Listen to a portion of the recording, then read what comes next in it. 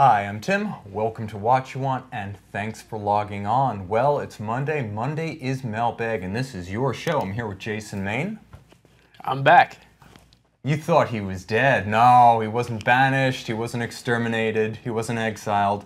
Jason was out for a while while we were trying to establish some new friends on the show, but he's back and we're lucky to have him. And he's brought a cast of characters. Jason, real quick, show me a wrist shot, and then we'll introduce some of these sharp-looking friends. Sure. Tonight I have the LHD. So that's the Tudor Pelagos, the left hand. It's become a little bit of a following. They're getting stronger and stronger now. A little bit harder to get. This is a numbered, so not a limited edition, but a numbered piece. I would say that's probably the sharpest and most renowned late model Tudor that's not based on the Black Bay. Yeah, I would agree. It wears great too. It's beautiful.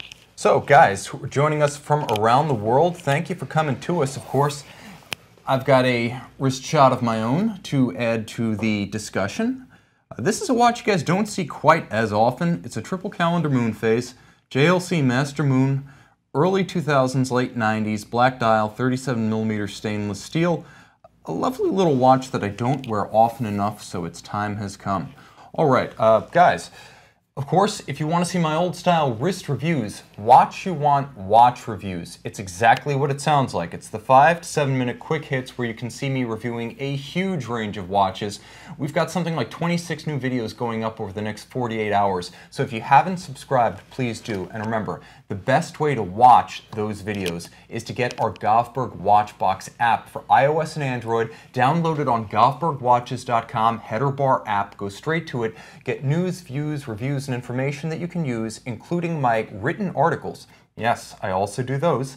Of course, the videos and a curated stream of your favorite blogs and magazine sites, but maybe the coolest feature is our real-time pricing AI that will price your entire collection at market value, a single watch that you own, or help you track the value of a watch you don't yet own so you know when the time to strike has come. That is Govberg Watchbox app for iOS and Android. All right, Jason, I promised an introduction. Please explain to me what's going on here on the tray. So, you know, a couple weeks back when I was on, I just happened to have, you know, I always have a knife on me, and we talked about that one knife, and I thought, you know, we discussed maybe it'd be cool to bring a couple pieces on a week, kind of, you know, dive into the mentality of like the custom knife world. Definitely. So I thought it'd be bring a couple pieces on. So this is what I was carrying today, which just happened to be in the pocket. And this is also a David Mosier. So these knives, they correlate directly to, you know, watch collectors, gun guys, car guys. So this is an industry where this knife is a true one-off. There's only one of these in existence. So there might be, I think there's 7 or 8 of this exact model, but not in these finishes, not in these materials. Everything that David Mosier makes is completely cut and put together and assembled and made by hand. So there's no mass machinery, there's no, you know, everything is done by hand, and this is one of the better examples of his work. All his stuff is, you know, pretty flawless. Now that was custom made for you. Correct. So I got a spot on David's books, which are generally about 6 to 8 months, if you're lucky enough to get a spot. And then, you know, picked all the materials, you go back and forth with the maker, and he'll, you know, if you get a good maker, he'll do something that's outstanding. All right, so now that's interesting. And guys, this is purely just an insight into Jason's personal passions and collections. None of these watches are actually for sale. This is a rare departure from our, hey, look, buy it, MO. So all of this purely the pursuit of Jason's own passion and an opportunity to get to know our watch guy a little bit better. All right, I want to give a shout out to our friends who are joining us from around the world. CQ the Watch Guy, actually up from Florida and with us, thankfully. Longtime friend of the house, finally in the house. And it was great to see him this morning. CQ, thanks for joining us. Edward Layden, Noah, Peter, Eric, Juan, Alexi, Philip, John, Henry. Guys, welcome and thanks for joining us. We've got, oh my goodness, we've got a friend joining us from Peru tonight. I appreciate you all coming on to join me and Jason for some live questions. We have our talking points, but we are all too eager to discard them for your live question. All right, first things first, let's play this or that. Let's do it. you're a Tudor man. I don't want to say you've tipped your call, but all the same, you can pick one of these two. Tudor Heritage Black Bay Bronze, $3,950, 43 millimeters in a bronze case. Or IWC Pilot's Watch, Mark 18, Tribute to 1948, $4,150, limited series of 1,948 pieces. Jason, both of these watches have a good deal of vintage charm and nostalgia value, but frankly, we're both young guys. We don't remember the watches that they reference. So which watch do you take to wear today? So first of all, I like this particular this or that because, you know, we're showcasing something that's, I think, appeals to a large audience of guys that are in our age group or looking to purchase something around $5,000, right? Yeah, and this could be a first serious watch for a lot of folks. Sure, and I'm not sure if I'm limited to the red bronze because I would surely opt for the blue bronze, Tudor. But the Booker. Yeah, I think the blue is gorgeous. But either way, I mean, I appreciate the IWC. I think it's a gorgeous watch. You know, I could certainly pull off the 40 if I had to. It's probably a little smaller than I'd probably like. While the 43 is probably a little bit bigger than I like. In this particular instance, I feel like with the in-house movement and truly the case material and what you're getting for the money, I think the Tudor is where I'd go. Yeah, the Tudor has impressive presence for a sub $4,000 watch. It's got a name with pedigree. Sure. It's built with integrity, a 70-hour chronometer grade manufacture movement that's all Tudors. And, you know, frankly, you're also getting two straps. You're getting the leather and you're getting the fabric. Now, the IWC is a 40 millimeter vintage pilot's watch tribute that has a completely different look, but A, it is smaller. B, the movement's not really a highlight. It's a Sellita SW300. Right. So workmanlike, but not a highlight the way the Tudor is something you really want to mention as a selling point. Sure. And then ultimately, 60 meter water resistant. I'm not saying don't swim with it, because IWC does say that's swimmable, but compared to 200 and peace of mind with the Tudor, I can definitely see that's not as versatile. Good looking watch, though. Yeah, no, either way, they're both, you know, hard to go wrong with either one. I think they're different enough that you just buy them both, call it a day. Yeah, honestly, for the price of one steel Submariner, there you go. So, guys, I do want to highlight something tonight. We've got a very interesting pair of watches here. One is actually a vintage JLC Memovox desk clock that I've got for you. Now, I believe this is a caliber 814 manual wind. It's actually Jaeger-LeCoultre signed, so it's a European model, and it has this little companion leather box that's really quite charming. And I have to say, the whole thing, all up, is smaller than an Hublot Big Bang Ferrari. So it's definitely got vintage scale, and today everyone's into vintage, but vintage is also overhyped, overblown, and overpriced. This is a great way to get into a vintage timepiece with a peerless background and pedigree for under $5,000. This is something that we've got right now, and I have to say, this is a clock after my own heart. So Jaeger-LeCoultre Memovox Alarm Travel Clock. Very cool. This is something we've got at Govberg. Guys, joining us right now, a question from John. Who makes the in-house with Tudor? Are you asking who makes Tudor's movement? Because Tudor does. That'd be Tudor. Yeah, if you're asking who makes, I mean, it is worth mentioning that Tudor will declare when it makes a watch with an ETA caliber, because the ETA model number will be on the product page on Tudor's website. Plus, now the Breitling B01 caliber is going to be used going forward in a number of Tudor, I believe, Black Bay chronographs. So those are the exceptions. But when Tudor says this is an in-house movement, that means it's a Tudor movement.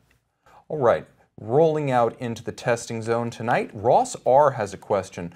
Okay, so from accessible price points to a little bit more rarefied air. Hi Tim, I've budgeted $25,000 for a high-end watch that will be my first step beyond sub $12,000 Rolex and Omega.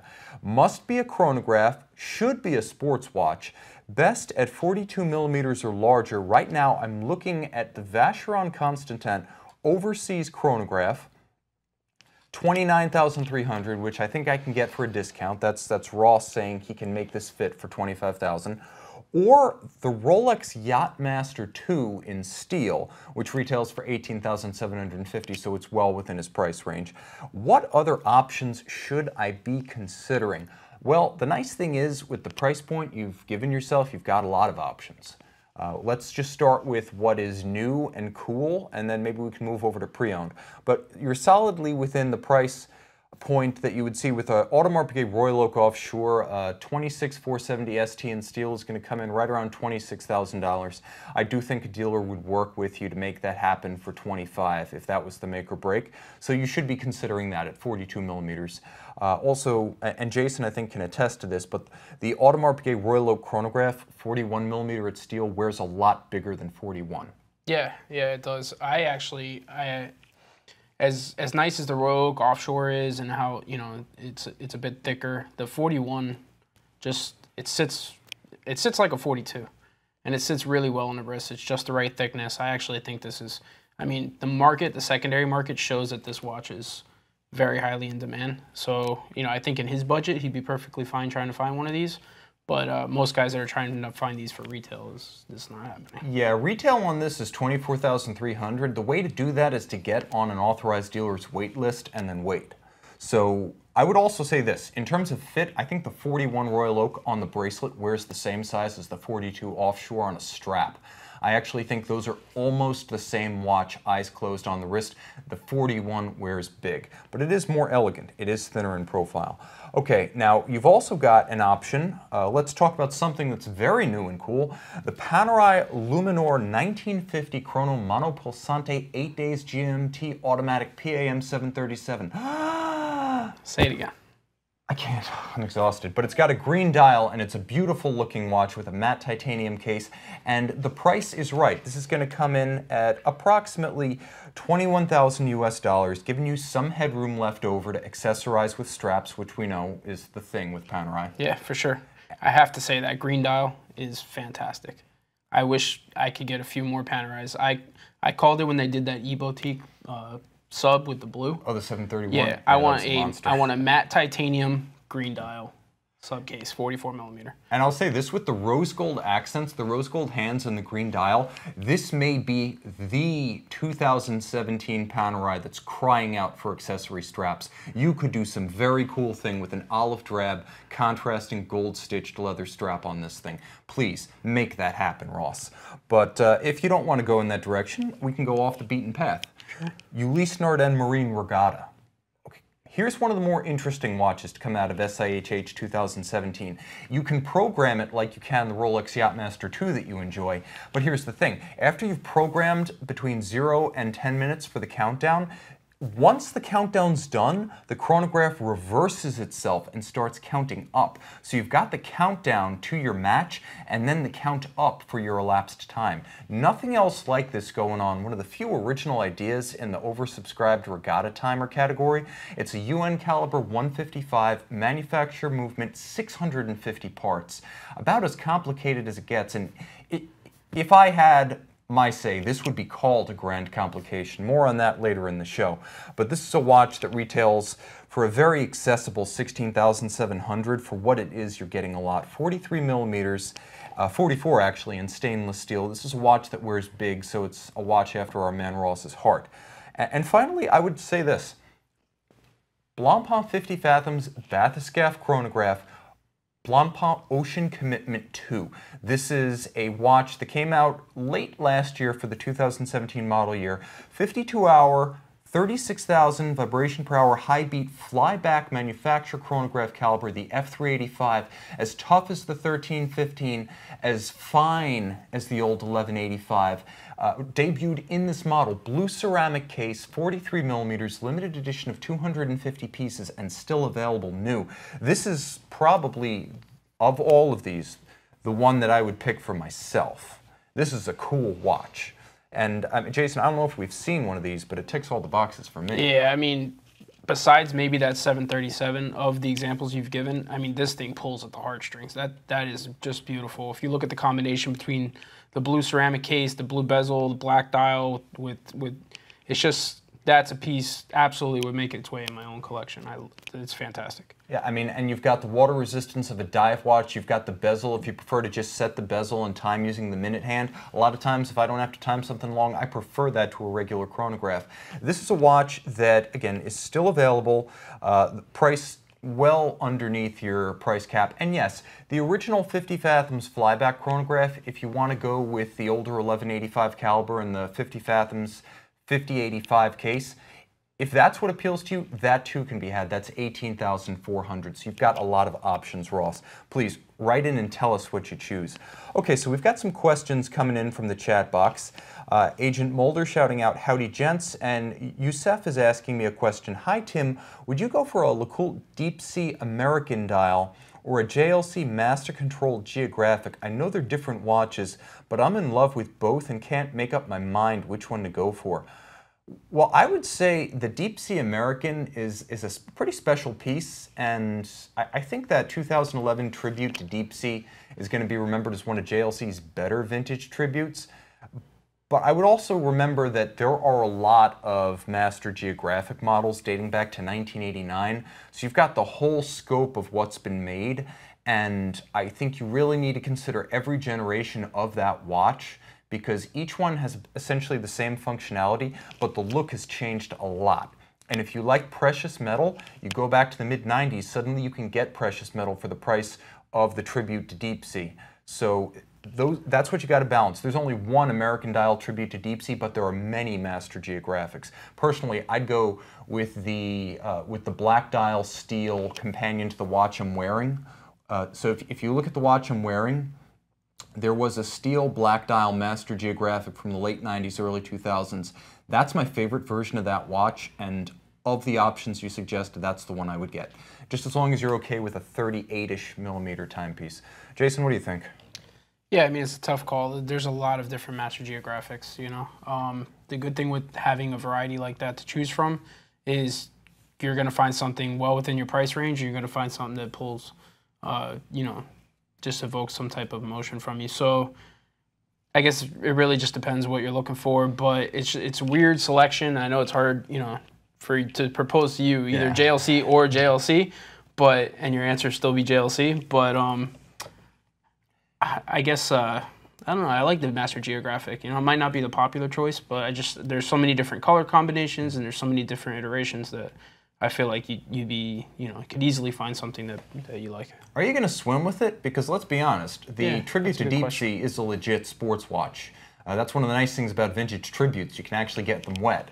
So it has reasonable water resistance. It's a legitimate sports companion, whereas if you go with the Master Geographic and it's not the Master Compressor Geographic, then you've got to get a sports watch to complement it for times when you want to get wet and wild. So I would say those are the considerations. Just remember, Master Geographic, huge family, many generations. That's probably the one I would pick. Questions. Agent Mulder is joining us a little bit late, asking, what are our thoughts on the IWC tribute to 1948? The Mark 18 that references the Mark 11. Jason, in a nutshell, what did you decide? I'm sorry, what piece was it? This is the tribute to 1948, the IWC from our Open. Yeah, no, I mean, it's a nice piece. It really comes down to what you want to spend and if it pulls to you enough to justify the price. You know, I think it's a good bang for the buck type piece. Are you a pilot's watch fan? Are you a dive watch fan? That's kind of the to and fro. But I mean, what do you? Yeah, it's a nice watch. I would say consider, if you like that watch and you've got an inclination towards historical pieces, I would go out and get yourself a 90s IWC Mark 12 because it's already considered a classic. Prices bottomed a long time ago. We're even seeing them bounce a bit. If you can deal with 36 millimeters and a JLC movement, which to me sounds great on both counts, but that would be the one I'd pick because then you're getting a recent history, like last 2 decades, modern era IWC Mark watch that's already got real tritium patina, is a collectible, has a real following and a collector base already, but it hasn't gone stupidly crazy. I think that's the next frontier of vintage watches, tritium dialed stuff from the 80s and 90s. Yeah, plus I think if you go back to like this or that, you're talking about the IWC, there's also a point to be made that the Ranger has a very similar aesthetic to the simpler Pilot.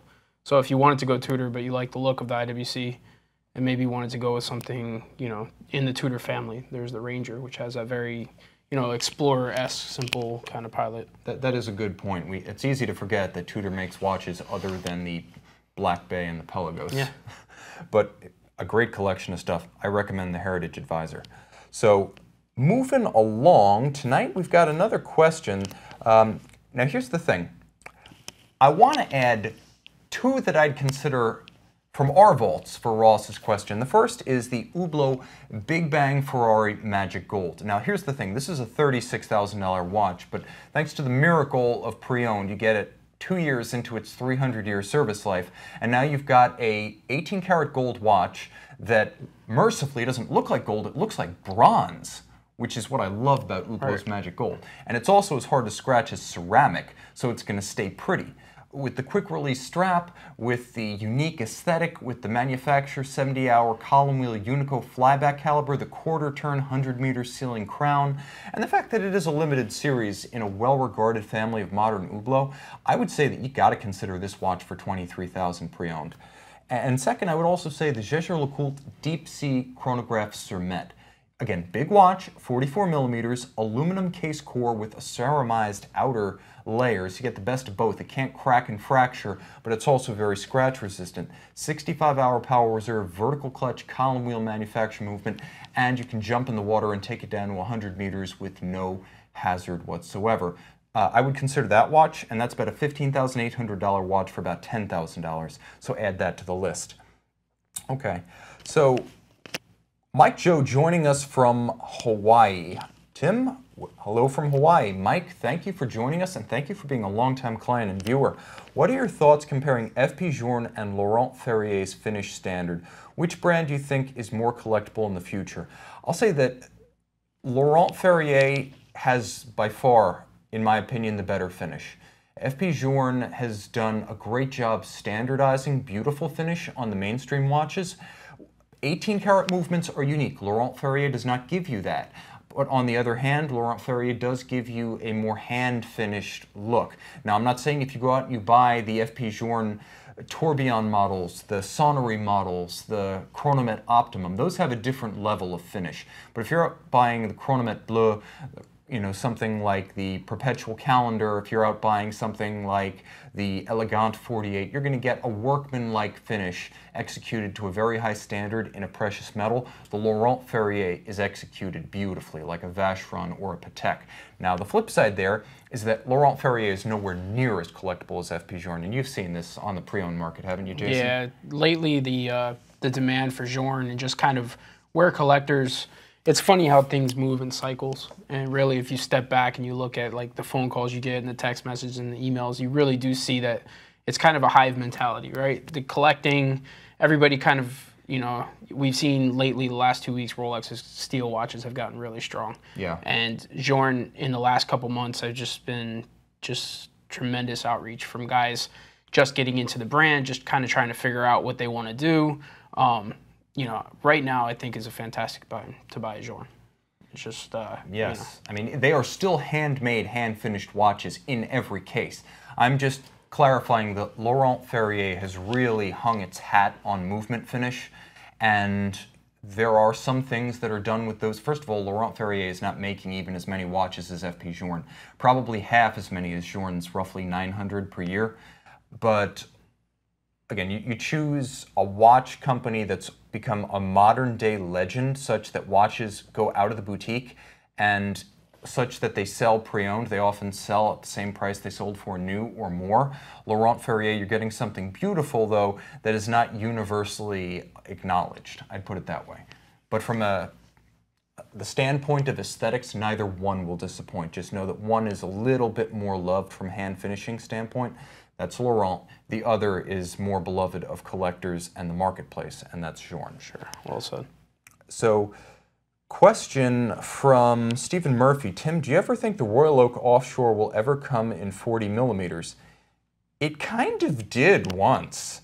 There was a triple calendar Offshore back around the late 90s that was right about that size. It was actually a little bit smaller, but it wore an even 40. Definitely check that watch out because it's almost exactly what you describe. But if you have to have a chronograph, there was the Royal Oak Offshore 37 millimeter chronograph. Right. We've seen that come around, right? Yeah, we've had I think a few. Yeah, it's a cool watch too. But 40 on the nose, Probably not. That territory is firmly occupied by the men's Royal Oak ultra thin 39 and the 41 millimeter, 15400 right now. So I don't think we'll ever see the Royal Oak step exactly onto that footprint. So other questions that we've got coming up. Dun, dun, dun, dun, dun, dun, dun. Okay. Here's a question from Edward Layden. What do you think? Thoughts on ceramic Panerai, Jason? Who's it for? Who's it not? I think the ceramic Panerai is for the guy that has probably 3 or 4 already. Don't think it's your first Panerai. Don't think it's your first high-end watch. It's definitely not a piece I'd wear every day. I tend to be very tough on my watches. I'm not wearing my 510 today, but that watch is only 3 months old, and you can tell I wear it every single day. Ceramic has a very unique ability to just be worn, and for light scratches, stuff like that, it's gonna stand the test of time. But you're not rock climbing in it. You're not wrestling. It's not gonna be as durable as steel or titanium. You hit it the right way once, and it's gonna be a problem. Or you drop the watch from 3 or 4 feet, maybe a little bit higher, but generally you're gonna have a problem if it hits a hard surface. So I think it's definitely for your collector, for your connoisseur, that somebody wants something a little bit different. Maybe you love the 1950s case and you have one in titanium, you have one in steel, and the next material is either precious metal or something like ceramic. So that's probably what I would say. Yeah, you've got your PAM 104, you've got your PAM 111, you've got your PAM 002 base, you've got a 380, you have a 127, you've got a Panerai collection of the bedrock staples. Now you want to add something different. Like Jason says, it's not going to be your first one, unless you're that anti-Panerai guy who doesn't like the basic Panerai look, so you want to have the anti-Panerai, then maybe it is your first. But above all, you have to remember, it's almost like a tungsten light bulb. Ceramic is broken or it is not, and there's really nothing in between. So if you're the type of guy who occasionally scratches and scuffs watches and can't deal with that, it's actually a good choice. If you're that guy who dents watches, it's a bad choice. There's like a threshold of abuse that it can withstand, and it'll show no mark right up to the point where you go over that threshold, and then you need a new case. I will say that the Radiomir models are much more durable than the Luminor, because they don't have the stress risers of those straight lugs. Yeah, they also don't have the surface area on the sides of the case either. They're a little bit more streamlined. And of course, the ceramic Radiomirs still use metal wire lugs. They don't use ceramic lugs. So moving on through the night's program, I wanted to just follow up on a thought that I shared last time about Me Too watches and the idea of the value proposition. Now, at the time, I said value really needs to be a function of something other than price, because you can buy a watch that's just cheap and doesn't give you a whole lot of value. I thought value should either be the watch's ability to retain monetary value or the amount of work that is artistry that's invested in it. So something inherent or something ascribed by the market. But if it's just a cheap watch that's going to disappear into the mass of, $50 eBay specials, probably not value even if it's cheap. So the watch I cited with concern was the Maurice LaCroix Acon Bronze. Now a $1,450 watch. It's like a Vacheron Piguet. I don't know what it's trying to copy, but they shouldn't have gone down this route. With a quartz movement, there's really no, and not like an exceptional quartz movement, just some generic faceless quartz movement. There's not a whole lot of horological interest here, but I wanted to say that we can all agree that the bronze trend, which has so many bandwagoners now on it, is unarguably traceable to the PAM 382, the Panerai PAM 382 from 2011. We understand Gerald Genta, the 1990s, the Gafica, he was first. But this is the modern root of this trend. And I wanted to focus on the Corum Admiral's Cup AC 145 Bronze as a watch that actually does a great job of joining the bandwagon without feeling like a Me Too watch and while adding real value. So the chronograph bronze from the Corum Admiral's Cup AC 145 collection really showed me something. This is a watch that adds a lot of original thought, first by taking Corum's arguable sports watch icon, the Admiral's Cup, 12 sides, since 1983. They've had the name in the catalog since 1960. And they added a patinated bronze case. So instead of having just the bronze case and waiting for it to get all gnarly on your wrist, they tailored the patina to turn it almost a teak-like brown, and then they followed through with a teak dial. So they added a unique look that no one else is doing, a pre-patinated case, their own sports watch design for years and years, and a teak wood dial that complements the metal perfectly. This is a watch that sells for $11,900 with a little bit of negotiation. You should walk away with this watch for at or just below $10,000. I think that's a great way to join the bandwagon without becoming a clone. And I think Corum did a great job of pricing it right and conceiving it in original fashion. What's your feeling on this? You know what? I like the piece a lot, and to me it feels like Corum's way back. You know, there's Corum's in the past that have really been the bubble, really been trendsetters. The Golden Bridge, and then they're just started becoming so many of these pieces that they just reissued in different colored dials and different materials. It kind of like they lost their way a little bit. Definitely felt that on the secondary market. Corums just could be had, for pennies on the dollars at some points with these Admiral cups in all different sizes. But I actually really like this piece, and I think material choice, I think, coming at it with something a little bit fresh is kind of Corum's way back into the industry. I think it's a nice head start. Yeah, pricing good. The model is absolutely what Corum should be doing to get back into the collector mainstream. And let's face it, it's got a little bit of Corum quirk to it, which is a good thing. So questions coming through. Okay, this is a question from Stefano. What are your thoughts on the Omega Seamaster 300 Master Coaxial versus a Rolex Sub 114060 no date? Okay, so you're going with basically the 1957, this was the original 1957 style tribute, time only Omega Seamaster Master Coaxial, I want to say caliber 8400 versus the no date sub. Which one do you go for and why?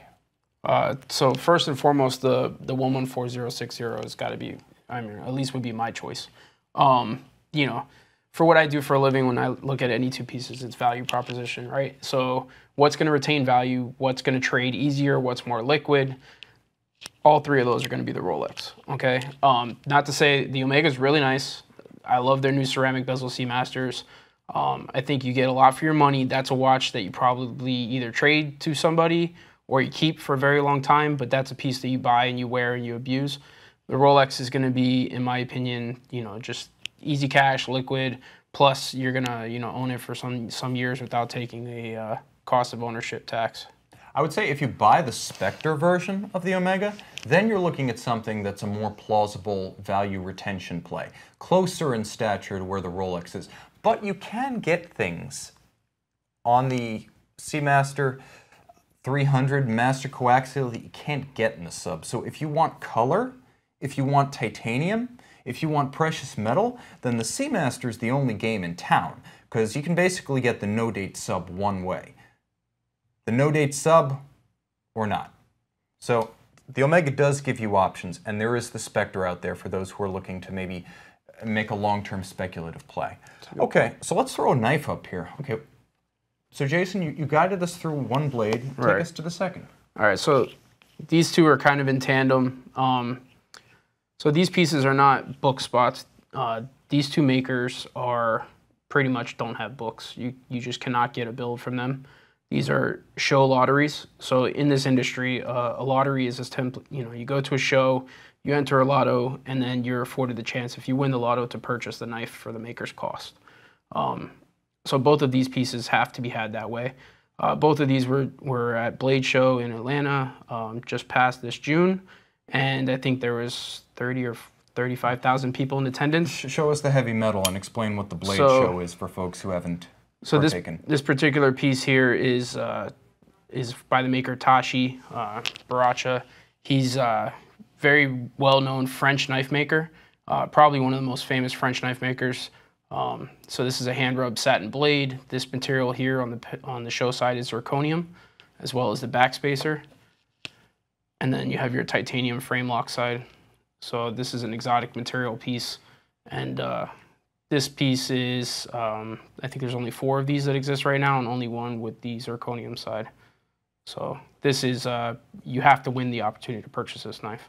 And both of these knives are going to sell for probably 2 to 3 times what the direct maker's price is on the secondary market. So show us the second knife in a little bit more detail. So this piece right here is also from a French knife maker, Philippe Jarget.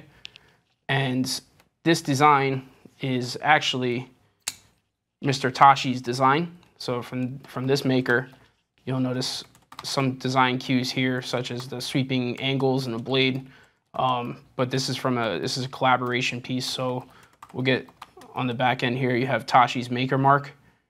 And then on this side here, you have Philippe's maker mark. And then this is a really cool one-off piece. This was a piece that I really wanted from the show. So here, the maker has gone ahead and engraved the schematics or the blueprint for the knife that you would see in the drawing right on the handle. So the blade geometry, the lockup, where the bearings sit, all of that cross sections and blueprints are engraved on the outside of the knife, which I happen to have some schooling in architecture and some passions for cross sections and blueprints in my life. So it really called to multiple aspects of that. Very cool stuff, and I know anyone who can appreciate fine watchmaking can appreciate any kind of exotic handcraft, and these bladesmiths put the same kind of energy and lavish the same kind of love on their blades and their custom projects as watchmakers do. So Jason's going to take us through more of this in future episodes because he's invested in knives like I'm invested in JLC. All right, so moving through our other questions, Hassan A. asks, is there a chronograph that is safe to operate underwater? I've read conflicting claims on this on many forums, and it even seems from some press reports like manufacturers are claiming you can use their chronographs underwater. So what's the score, Tim? Well, here's the thing. I've seen much misguided discussion on this topic, and it seems like it always emerges from manufacturer press events where people go to they go to some islands off of Spain, they go to the Galapagos, they go to the Caribbean, and they do some sort of diving clinic with diving masters, and in the process, some PR rep from the brand tells them, oh, by the way, you can use the chronograph underwater. Watches that I continuously hear mentioned in connection with this claim, and it seems to always be the same group, are the Omega Seamaster Planet Ocean chronograph families, the Jaeger-LeCoultre Master Compressor Diving Chronograph. This was mooted a few years back. The original 50 Fathoms chronograph, the 5085. And I've even heard the Damasco DC66 mentioned. A little bit off the beaten path, and certainly the one that is not like the others in this discussion. But here's the thing. I will say, as far as I know, only Nicholas Spinner of UTS Munchen has said specifically that his Chrono Diver 600 can be operated underwater. Everyone else, it seems to be like it's set out of the corner of the mouth at a press event, which is not the same thing as an actionable warranty claim. So yes, many people will say you can use these chronographs underwater, and maybe when they're fresh out of the factory, the lubricants are all still layered on thick and the seals are flush, maybe it would work once or twice. But I will say that I can only endorse Breitling's magnetic pusher system that ensures no physical link between the actual pusher and the caliber. There's a barrier, a physical barrier, and not a seal, but a full bulkhead between the pusher and the caliber. And it can be found on the Chrono Avenger M1, the Seawolf Chrono, and the M2000. And I would say if you've got one of those, you're good to go. Everywhere else, you're playing a game of chicken between the aging of the seals and the lubricants and the pressure of the water. And before you insist that I'm discounting advances in lubricants and seals and manufacturing technology, ask this question. Has any manufacturer written in plain language in an operator's manual its willingness to honor a warranty claim via damage incurred when water penetrated a case when a chronograph is operated? Unless it's explicitly in there that we'll pay for the damage if you use the chronograph underwater and water gets in, consider it to be rumor and hearsay and nothing more. Jason, I mean, why even take the chance? Yeah. I mean, like, you know, I've definitely heard that from guys too. Lubricants, new generation seals, but like, you know, what's so pending that you need to operate a chronograph underwater? And I understand like, oh, it's cool that you can do it. That's fine, buy the Breitling. But I don't get the need to one, do it, and two, risk the chronograph just to be able to say I ran the chronograph underwater. You know, I guess it's kind of, you know, entering the abyss of like, how much more can we do with stuff that doesn't need to be done, as opposed to, you know, it's like they're trying to find a complication that doesn't need to exist.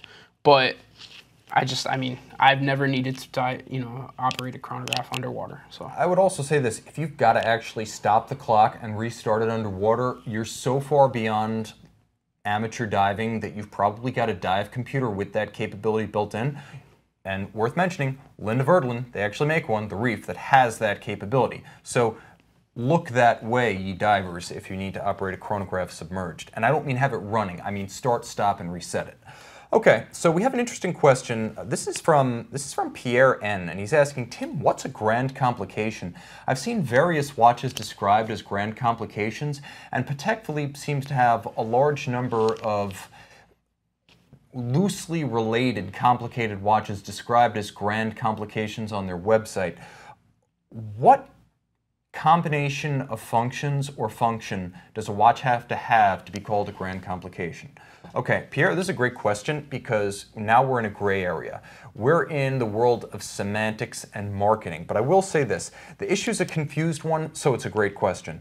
Patek's manner of classifying watches as grand complications is both proprietary and arbitrary, which means it's only useful for navigating their own catalog. If you say grand complication in the Patek catalog, you know which chapter to turn to when you're looking through the catalog or the website. I will say there is no basis for establishing a rule for the industry as a whole. Yeah, I mean, even the skeleton-only 5180 is described as a complication by Patek, and that's a time-only automatic. So let's start with two unarguable grand complications. Dominique Loiseau's Blancpain 1735. This is a watch that did it all and cost $1 million, and they made 30. Tourbillon, split-second chronograph, perpetual calendar, and minute repeater. And traditionally, that's the historic guideline. Those four complications are associated with the term grand complication. And depending on the brand and the authority you're talking to, anywhere between 1 and generally 2 or 3 is required to dub the entire watch a grand complication. With all four, there's no doubt. I will say this, there's also the Franck Muller Eternitas Mega 4 that came out in 2010. That's also a grand complication. And then finally 1993's IWC Il Destriero Scafusia, which was a repeater, a tourbillon, a perpetual calendar, and a split-second chronograph built on the bare bones, and I mean the wildly mutated bare bones, of a Valjoux 7760 manual wind 7750. So you can do crazy things with an ETA, guys, but that's a grand complication. Otherwise, I would say 1, 2, 3, or all four. It depends on who you ask. But you can use the term, in my opinion, to describe a watch that's either a split second, a minute repeater, a perpetual calendar, or a tourbillon. With 2, there's no doubt. And I would also say watches, maybe this is evolved thinking and we're not there yet, like the Lange und Söhne Zeitwerk. And that's, of course, the digital jump minute, jump hour, remontoire, constant force complication, and then Jaeger-LeCoultre's Master Compressor Extreme Lab 2. Those to me are grand complications in everything but name. They're more complicated than just a tourbillon or just a perpetual calendar. I mean, those are watches that deserve to be in the discussion. Jason, what do you think? Grand complications? Yeah, so, you know, generally I would say 3 or more complications. I guess it really depends on the brand. One thing I will say with the Extreme Lab 2, which I always found pretty cool, is that for me that's a grand complication where the complication left the movement. You know, they have the ratcheting strap, they have, you know, the detachable strap, the detachable buckle. Just felt like it was a grand evolution of the idea, not just the movement itself.